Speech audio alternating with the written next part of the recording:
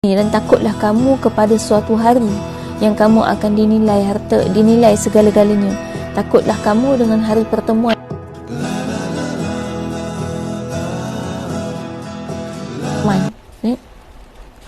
Baik, setiap yang berusaha untuk menuju kepada Allah pasti diuji keteguhannya.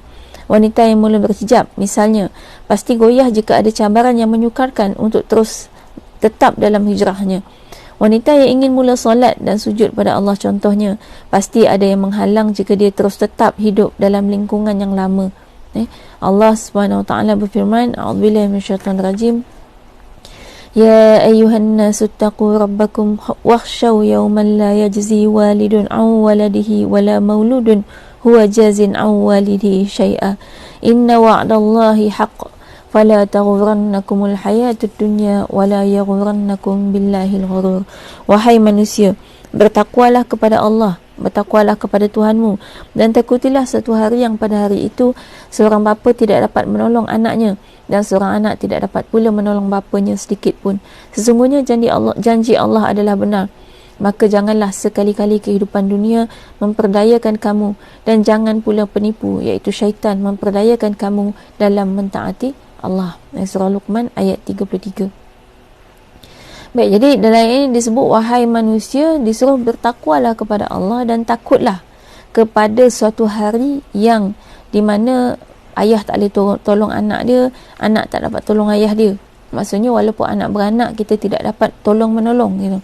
Jadi disebut sini bahawa janji Allah tu benar, dan jangan sekali-kali kehidupan dunia ni menyebabkan kita ni akhirnya terumbang-ambing, kan? Kehidupan dunia ni memperdayakan, dengan makna kata kita tu leka gitu dengan kehidupan dunia. Kita duk follow, kita duk enjoy, kan, dengan apa yang ada kat dunia ni, dan jangan pula syaitan itu sampai sanggup, sampai berjaya untuk memperdayakan kita daripada mentaati Allah Subhanahu wa taala.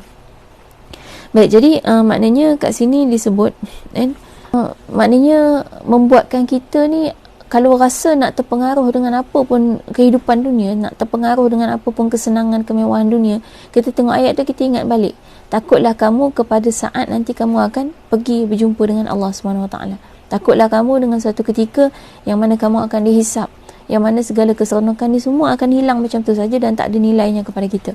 Ini maknanya ini satu prinsip gitu. Ayat ni bagi kepada kita satu prinsip kehidupan, bahawa dalam ayat ni kita katakan kalau kita rasa nak berubah gitu kan, nak berubah, hilang prinsip gitu, berubah pendirian, maka ayat ni membantu kita kepada kita ingat balik kepada prinsip, dan kita tak kisah pun dengan apa saja kesenangan, kemewahan di dunia ni yang dibentangkan kepada kita.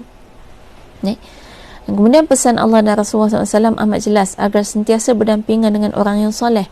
Firman Allah Azza wa Jalla, a'udzubillahi minasyaitonir rajim, wasbir nafsaka ma'al ladzina yad'una rabbahum bil ghadati wal 'ashyi yuriduna wajhah wa la ta'du 'ainaka 'anhum turidu zinatal hayatid dunya wa la tuti' man aghfalna qalbahu an dzikrina wattaba'a hawahu wa kana amruhu furta. Dan jadikanlah dirimu sentiasa berdamping rapat dengan orang-orang yang beribadat kepada Tuhan mereka pada waktu pagi dan petang, yang mengharapkan keredaan Allah semata-mata, dan janganlah engkau memalingkan pandanganmu daripada mereka hanya kerana engkau mahukan kesenangan hidup di dunia. Dan janganlah engkau mematuhi orang yang kami ketahui hatinya lalai daripada mengingati dan mematuhi pengajaran kami di dalam Al-Quran, serta ia menurut hawa nafsunya, dan tingkah lakunya pula adalah melampaui kebenaran. Baik, ini pesan Nabi SAW kepada kita. Kata, dan jadikanlah dirimu sentiasa berdamping rapat dengan orang yang beribadat kepada Tuhannya pada waktu pagi dan petang, yang mengharapkan keredaan Allah semata-mata. Baik, maksudnya kita kata kita disuruh dekat dengan orang yang soleh. Jadikan kawan-kawan kita yang baik-baik ni, yang paling kurang dia mahu menjadi solehah ni.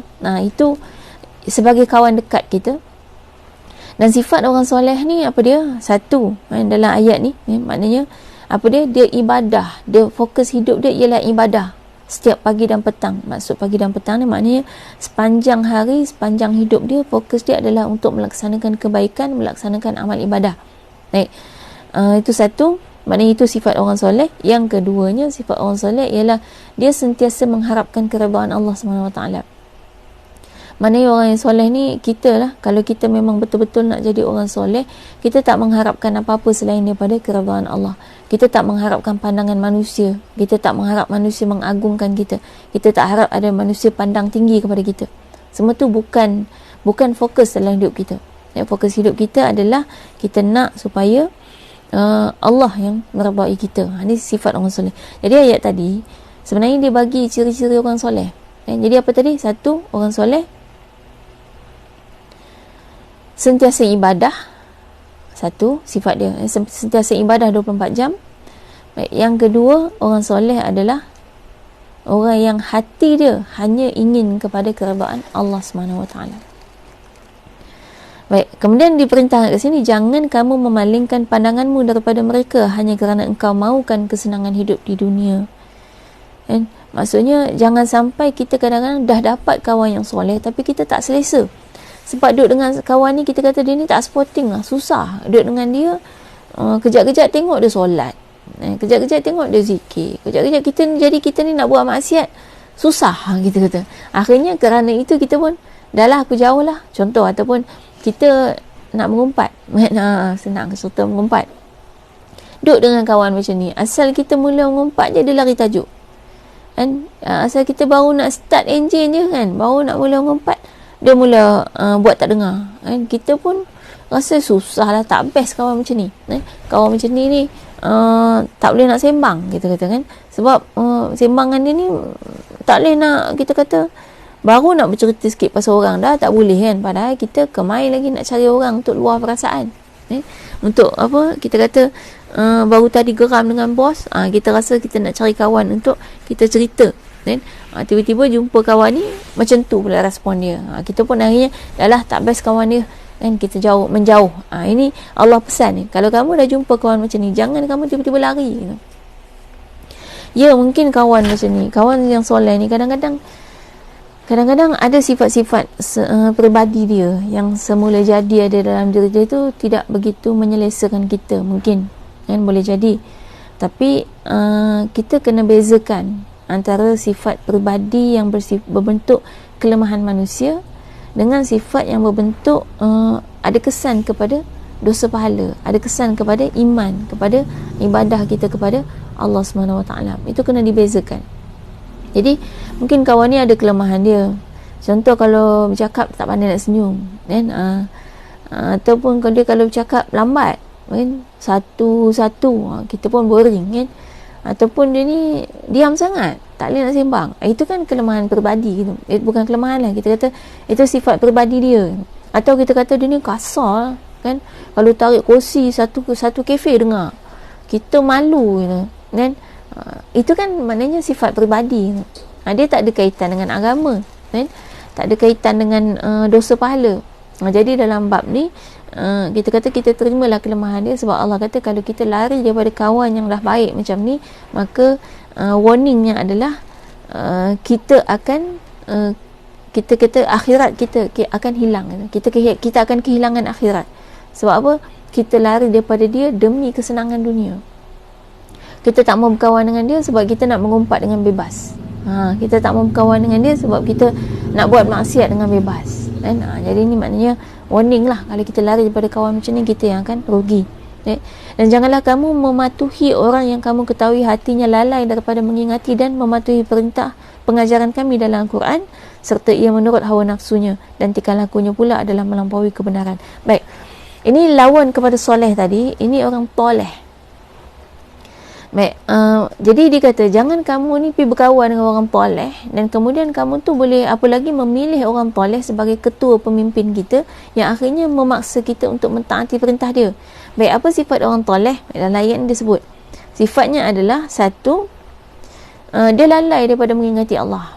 Dan dia jarang ingat Allah. Dia ingat Allah tu waktu semayang tu, bukan dah waktu semayang tak ingat Allah pun. Waktu solat tu lah dia duk ingat kejap lagi kerja tak siap lagi, dia duk ingat lapar ni nak pergi makan kan, dia duk ingat benda-benda yang kita kata benda-benda lain selain daripada mengingati Allah SWT. Dia lalai kan, orang yang selalu lalai, dan dia ni akan selalu buat kita lalai juga.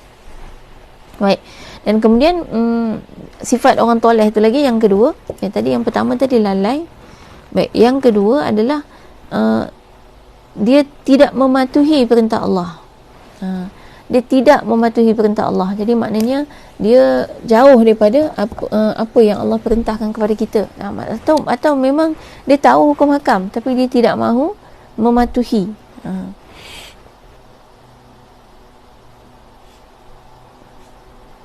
Jadi yang pertama lalai, yang kedua tak patuh. Contohnya kan dalam bab aurat kan, kita tahu kan, kita kata bukan semua wanita yang mendedahkan aurat tak tahu itu aurat. Ada wanita yang tahu itu aurat. Baik, jadi kita kata bila wanita tu tahu itu aurat tapi kemudian dia masih lagi mendedahkan aurat, tu maknanya dia tidak patuh dengan ajaran Allah SWT. Baik. Kemudian sifat orang toleh yang ketiga ialah dia ikut hawa nafsu. Dia ni selalu kalau nak buat apa-apa tu dia tak fikir 2-3 kali.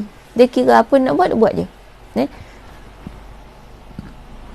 Maknanya dia tak ada target. Dalam hidup aku ni, aku nak melaksanakan ibadah, aku nak taat pada perintah Allah. Kalau dia nak buat sesuatu, tiba-tiba benda tu bercanggah dengan perintah Allah, dia tutup mata je, dia main buat je. Ini orang toleh.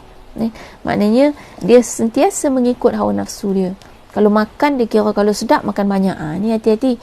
Kadang kita didik anak-anak kita kat rumah kita supaya kalau makan sedap, kalau makanan tu sedap, makan banyak. Kalau makanan tu tak sedap, tak apa. Makan sikit tak selera, boleh buang. Kadang-kadang saya biasa jumpa mak bapak yang buat macam ni. Hati-hati. Tu kita didik anak kita untuk mengikut hawa nafsu.